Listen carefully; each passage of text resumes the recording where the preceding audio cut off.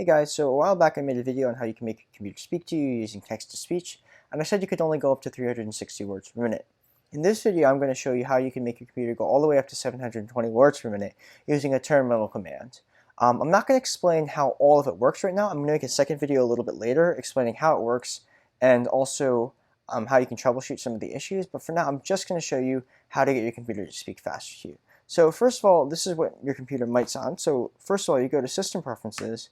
If you want to start it, your computer is going to sound something like this. You're going to drag your slider all the way up and it'll sound something like this. Hello, my name is Ava. I am an American English voice. Now, we're going to change that. So I have a link in the description that I left, and you can just go to that. So you're going to click this little download button right here, and it will download. You can save this wherever. This is just a text file. It just has some code on it. Okay, so don't be intimidated by this code. You don't have to understand any of it for this to work. Then you go into Terminal. So you hit Command Space, and you go to Terminal. And then you just paste it in by Command V and hit Enter, and that's it. And the code should take effect automatically.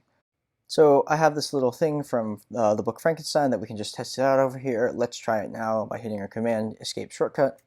You will enjoy severe disaster as company commencement with an enterprise which regarded study loadings. I lied to you yesterday, and the first task is to show my your system and welfare and increasing confidence in the success of my undertaking. So clearly you can see it's just significantly faster.